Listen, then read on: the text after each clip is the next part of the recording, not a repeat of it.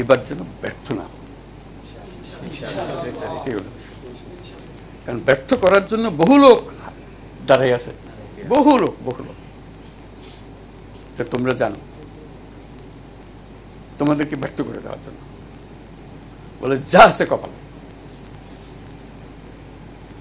এই আমাদের জেনারেশন, অর্থাৎ তোমাদের জেনারেশন বলে আমাদের জেনারেশন সব কেটে ফেলো, সব বাদ দিয়ে দেবো, আমরা একদম পরিষ্কার করে দেবো যা আছে। পরিষ্কার না করা পর্যন্ত আমাদের ছুটি নেই, এটাই হতে পারে।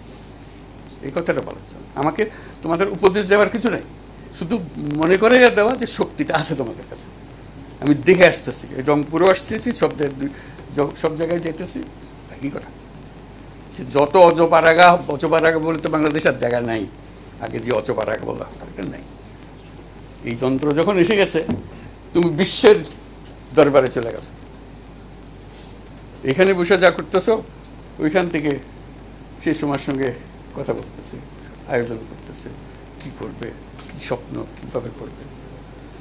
কাজে এগুলো মিলে ছেলে এবং মেয়েদের কাছে যেন ভুলে না যাও, মেয়েরা হতে পারবে না। মেয়েরা তোমাদের সেটা কম না। আমাদের পুরো গ্রামীণ ব্যাংক আমরা যে করছি শুধু মেয়েদের দিয়ে করছি, চিন্তা করো তখন সমাজের অবস্থা কী ছিল। মেয়েদের কাছে যাওয়াটা একটা বিপজ্জনক জিনিস। মোল্লা মৌলবী সবাই চিৎকার করে কি করেন কি করেন কি। তো সেখানে গিয়ে আমরা মেয়েদের সঙ্গে কাজ করছি, সারা বাংলাদেশ জুড়ে মেয়েদের হাতে টাকা দিয়ে দিয়েছি, তারা পাল্টে করেছে। তখন 10 টাকা 20 টাকা হলো অনেক টাকা, আমরা তাদেরকে 100 টাকা 200 টাকা 500 টাকা দিচ্ছি, চিন্তা করতে পারেনি। পুরুষরা বলছে বাপ রে বাপ, না বুঝা না শুনে তোমার টাকা দিয়ে দিল। এই পরিবর্তন, শুধু সে টাকাটা পেয়েছে, আর কিছু দিন আমার বুদ্ধি দিই নাই, কিছু বুদ্ধি তার কাছে আছে, বুদ্ধির জন্য সে কারো কাছে যায়, শুধু আটকে গেছিল, কিছু নাই হাতে, কিছু নাই, পরিবারের কিছু নাই, তার মেয়েদের হাতে তো প্রশ্নই করে। কাজে মেয়েদেরকে শুদ্ধ নিয়ে মুক্ত করে যদি অগ্রসর হতে পারি,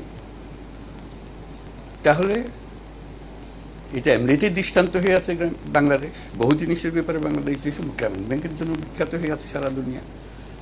তারপর নানা বিষয় আছে, সামাজিক ব্যবসার কথা বলি, সেটার জন্য বিখ্যাত হয়ে আছে। বহু বিষয়ে বিখ্যাত, যেখানে আমার ডাকে কথা বলাই, সব এই যে শুনছো যে অমুকের সঙ্গে দেখা হইতেছে, ডাকতেছে যে ওই কী করবো, আমার বুদ্ধিটা তো বুদ্ধি একটা, এই যেটা তোমাদের বলছে এটাই বুদ্ধি, যে আত্মবিশ্বাস আনা তরুণদের মাঝখানে।